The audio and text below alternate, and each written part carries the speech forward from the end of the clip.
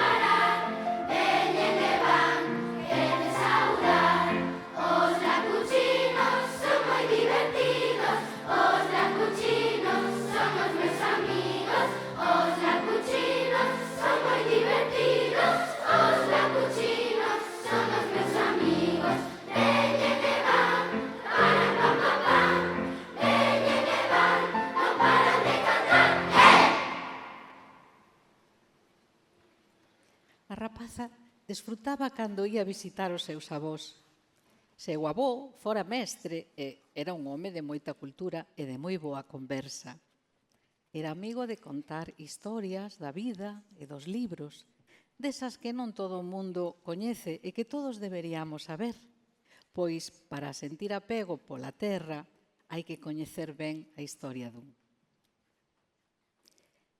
Era no verán, cando Briana pasaba máis tempo con eles, e unha noitiña de agosto, a nena ensinoulles os seus debuxos dos lacuchinos. Foi entón cando ao avó lle veu á mente a historia do trasno. Ai, Briana, que bonitos! Sabías que en Galicia temos moitos seres fantásticos? Son os protagonistas de mitos e lendas e de historias que din que foron certas. Algúnas delas veñen de tempos moi antigos e foronse transmitindo de xeración en xeración. Así, temos as meigas, que habelas hainas, os trasnos, o lobisome, as lavandeiras, o... Ti sabes o que é un trasno? Os trasnos son seres máxicos da noite, algareiros e tamén tímidos. É casi imposible velos. Teñen un pequeno burato na man esquerda e son os responsables de que ás veces se nos rompan ou caian obxectos ou de que non atopemos algo que estábamos a buscar. Por contra, os seus curmáns maléficos, os tardos, gozan provocando pesadelos cando dormimos. Os trasnos só saben contar como moito ata 100. Entón, cando a xente está cansa de tanta trasnada, pódelles deixar na cociña un prato cheo de lentellas ou fabas. Non resistirán a tentación de contalas. Se lles regalas roupa, consideraránse ofendidos e marcharán da casa para sempre. Avó, ti sabes máis historias? Contame algo de cando era máis pequena. E o avó empezou dicindo que de bebé ela case nunca choraba, que moitas veces estaba tranquiliña no seu berce e a miúdo sorría. Pero sabedes por que sorríen os bebés? Porque hai outros trasnos invisibles, os meniñeiros. Din que son os seus protectores e que se encargan de facerlles aloumiños mentre son moi cativos. Así que, se vedes un bebé sorrir, que saibades que anda por aí o meniñeiro.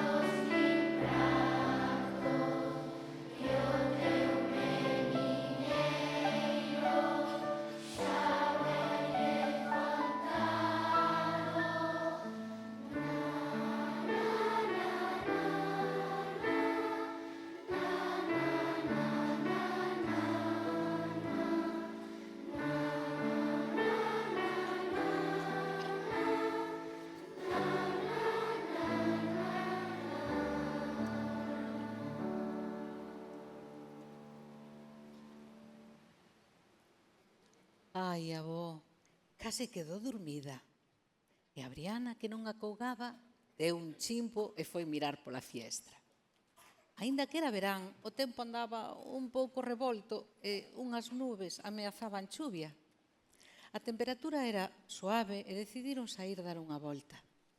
A casa estaba pegada ao monte e en 2 minutos camiñando estaban no medio dunha carballeira, onde non se escoitaba máis que os cantos dos merlos, paporroibos e outros paxaros.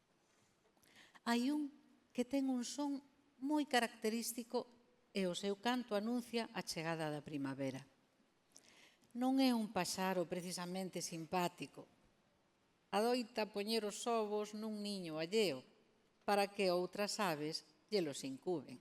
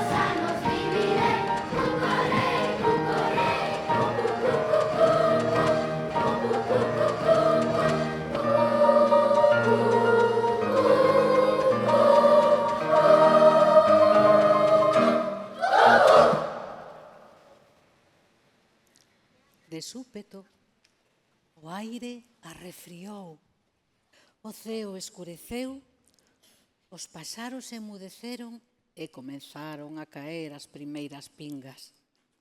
Ao lonxe víanse lóstregos. O nubeiro andaba cerca. Avó, que é iso do nubeiro? O nubeiro é un home pequeno, co corpo cuberto de pelo, cun rabo longo e retorcido, que sobe as nubes, canto máis grandes mellor. Hecho causante das treboadas do verán. Nas aldeas din que para afastalo hai que tocar as campás sen parar, ata que fuxa para outro lugar.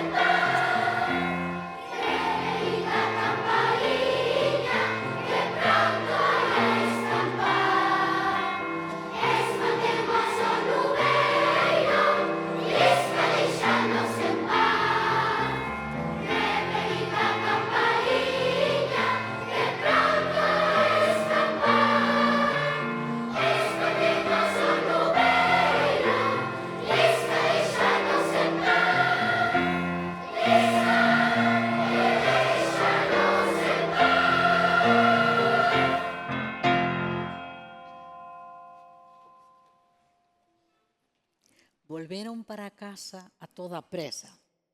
Ao chegaren merendaron, que a carreira lles dera algo de fame. Cando a Briana voltou ao balcón, viu un espléndido arcoíris con todas as súas cores. «Mira, avó, un arcoíris!» «Sí, Briana, sabes que o arcoíris ten infinidade de nomes? Arco da vella, arco das mozas, arco das meigas. Din que as cores escuras pertencen ás meigas vellas e as claras ás novas. Se o vemos sobre o mar, anuncia bo tempo, sobre a terra, chuvia ou neve. O arcoíris agocha algo máxico e misterioso, así que, se pasas por debaixo dun deles, podes pedir un desexo e de seguro que se cumprirá.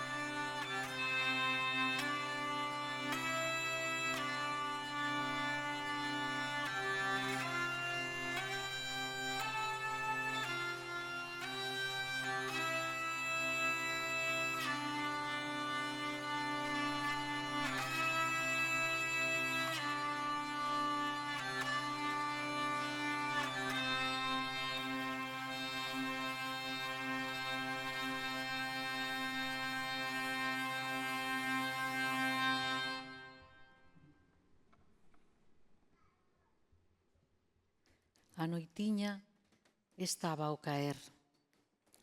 Fora un día intenso, pero Briana estaba encantada de pasar tanto tempo co seu avó.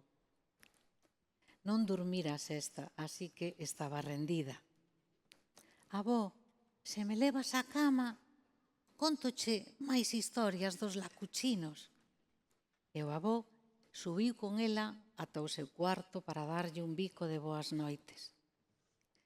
Na historia de Briana tamén había lacuchinos malos, porque estaban faltos de amor e o seu corpo, en forma de corazón, estaba partido en dúas metades. Tiñan superpoderes para atraer a maldade, a envexa e a cobiza. Afortunadamente, era doado desfacer o seu maleficio, pois con amor e boas accións a súa maxia esvaecíase para sempre.